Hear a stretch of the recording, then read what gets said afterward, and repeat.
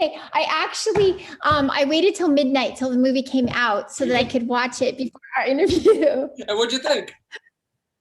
You know, it was really, okay, I have to say, I enjoyed it despite the genre because I get a little bit, you know, with the, Dogs growing up, but right now I have a Shih Tzu. His name is Chewy, little Chewy. Oh, so, how cute. Yeah, So, oh, that's a great, manageable size. So I grew up with Golden all my life. So they were big dogs and it was always tough. But Chewy, if anything goes wrong, you just pick him up and take him where you need to go. So Right. Well, thank you so much. So as we were saying, you know, I found it to be very well done within the genre. Well, thank you. You know, and I had some questions for you. So about the, you know, it's such a minimalistic movie in terms of dialogue. So I wondered how, you know, did you find that the directorial style was also quite different? You know, it was in a way. You know, Kevin Lewis, who's the director, is a phenomenal director. We loved working together and he is just great. And, you know, to have Nicolas Cage, who really doesn't have much dialogue in this, but everything, you know, he makes such amazing choices with what he's doing. And then that gives you stuff to play off of because everything is a reaction and it really sets a tone and a mood. Yeah, at one point, as you saw, I had to tie up Nick Cage and, you know, it's scary just tying him up because you don't know what he's going to do as the character. As the actor, you know exactly what he's going to do because he's such a professional. But it's, you know, your character is tense in that moment because this guy is beating up all kinds of animatronics and then you have to tie him up. So you don't want to get beat up yourself.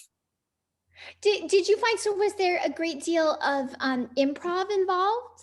So, you know, we stuck to the script pretty well. And then after several takes, like I said, Kevin Lewis, the director, said, all right, we've got that in the can. Let's improvise the scene. We know where it needs to go. Let's try some new things. One night he came to us the next day. He said, I was up all night. I had this dream and I thought of this, you know, scene between myself and Emily Tosta. Let's just try it this way. We'll do it the way it's written. And then please try it this way. So we got to have a lot of fun. There was a lot of leeway, a lot of choices. There was a point where I'm annoying Beth Grant's character, who's my sheriff, and Kevin Lewis and I was like, let's come up with stuff to annoy her. And I said, I feel like I've waited my whole life to do this. I've got a younger sister. I know exactly how to annoy somebody. So. Oh, that's really fun. So there was a lot of opportunity to do things that were outside of the script then. For sure. So yeah, but we had so much fun making this film. You know, I was watching, you know, your final scene where the creature is reaching in, and so logistically, were there some special things involved? Like, was some of it done, you know, in post through, you know, computers, or do we see exactly how it was filmed? So we used a lot of, you know, old style filming techniques, classic filmmaking, classic horror types of filmmaking. And if I'm correct, I don't believe there's much of any CGI in this. So we had someone on top of the car. He was a wonderful performer, and he was doing all of it. And we were all doing our stunt work. We had a wonderful stunt team and coordinator. And yeah, so what you see on film is what we shot. Did you, so you did your own stunts for this? I didn't have a lot of stunt stuff, but I did my action stuff and my killing stuff for sure. So. Oh, that's great. That's great. Were there, was there a moment during filming that was particularly memorable for you, or that you found something surprising in? Well, the whole experience was memorable just because I got to work with such wonderful co-stars. Nicolas Cage was wonderful. Beth Grant and I had such wonderful chemistry together. We became very, very good friends off screen just from working together. So I went to lunch at her house in between scenes. I met her husband and her daughter, Mary, and we played with her dogs and they made me lunch. So we've worked on Zoom play readings together since then. Emily Tosta and I, after one day, we were the only two who were done with our scenes. We had a lovely dinner together and we spent hours just getting to know each other and chatting with each other. So it's one thing to act for hours alongside each other and then getting to spend time with each other. So I would say the most memorable thing is getting to make these wonderful relationships with such talented, kind, wonderful people. Yeah, absolutely. I noticed too in looking at your IMDb, you've done a lot of voiceovers. I've done a fair amount. So I'm actually on a show right now with Wil Wheaton. It's a voiceover show on Facebook. It's called Rival Peak. And it's a game mixed with a show. So you can play it. It's sort of like a sim style game mixed with the show Lost and the show Survivor. So all of our characters are trying to survive the craziness of this mountain called Rival Peak. And then Wil Wheaton hosts the after show and speaks to our characters. So we're about 9 weeks into our 12-week run, and my character, who's an Australian larrikin, his name is Christopher Sabun, and Sabun is his spiritual name, which he didn't realize until after he got it, means soap. So it's very funny. So he's trying to win $10 million, and my character's one of the final four, so who's up to win the grand prize. So if people want to go and play on Facebook, go to Rival Peak, and they can play as my character or any character they want, and then vote for me. So. Oh, so it's live right now. It's interactive. It's happening right now. So, and then the after shows come out every Wednesday, I think at 6 p.m. Pacific time and 9 p.m. Eastern time. And Wil Wheaton hosts those shows and interacts with our characters. So it's that's exciting. Yeah, 3 more weeks of that. So that'll be great. And is there an actual winner in the very end? I believe there's going to be an actual winner. So we'll see what happens, but you got to watch Rival Peak and Rival Speak. Oh, that's awesome. Thank you so much. My pleasure. I don't know how much time we have. I think we might have been allotted 10 minutes. I'm not sure. If you guys can keep going. Yeah, we can keep going. We're good. Oh, great. Yeah. Okay, great. I also, let's see, were there, okay, so okay, are there any other upcoming things that you would like people to know about that you're, obviously you've got a lot already that we know about. For sure. I've actually got another movie that's coming out today as well. It's called Show Me What You've Got. So that's on VOD as well. It's an interesting story. The director, Svetlana, she is a very well-known cinematographer, and this is her feature film directing debut.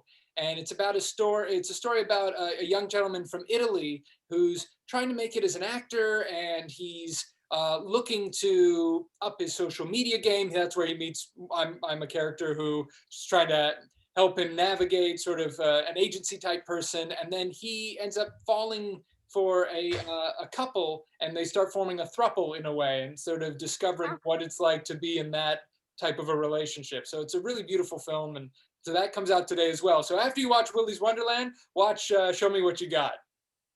Oh, that's great. And what venue is it? I think is it through? I think it's on all VOD. So anywhere you can find on VOD is a great place to start. Wow, this is a very big day for you, a very big weekend. I'm having a great weekend so far, so this is great. And the last thing I'll say is I just joined, I'm part of the Writers Guild of America, and I'm a host on their podcast called Third and Fairfax, where we interview other writers. And my first interview is up on all podcast platforms, and I interviewed Judd Apatow about his new movie, The King of Staten Island, starring Pete Davidson. So that was pretty awesome as well. So I'd love people to go check out that interview. He's incredibly open about his writing process, what it's like to write with somebody else, what it's like to write by himself, how it was to work with Pete Davidson on such a personal story as The King of Staten Island is for him. So I would love people to go see that as well, and wait for my upcoming interviews that I have with people. Oh, that's wonderful. It's so great to be familiar with your work and really to, dive in. I think that you've got so many exciting things in the works, and obviously your work history. You have a very long IMDb, but I feel like this stuff is, you're at a point where I just feel like you're really launching. It's quite exciing. It's exciting for me too. I really appreciate that. So yeah, hopefully just a lot more, because this is the most fun I've had. So I'm enjoying every minute of it. Well, thank you so much, David. I really appreciate your time, and thank you for your patience with our little puppy here. I love the puppy. So anytime I want, if we ever chat again, and I hope we do, I hope the puppy is a dog by that point and we can have him again. So Yes, she's about to go to puppy training next week where I think they're going to teach her maybe, like not to bark so much. I'm hopeful. So well, I'll tell you, growing up, I did have a pug. Her name was Zoe, and she was the love of our lives. And she went to training, and she was the first dog at that school to ever fail training. So no. she was. So I don't want to harm you. It's a pug specific thing apparently, but while all the other dogs were training, she was sitting up in the instructor's lab having treats. So I think she trained the trainer. So That's so cute. yeah. So, but she was the love of our lives. She was fantastic.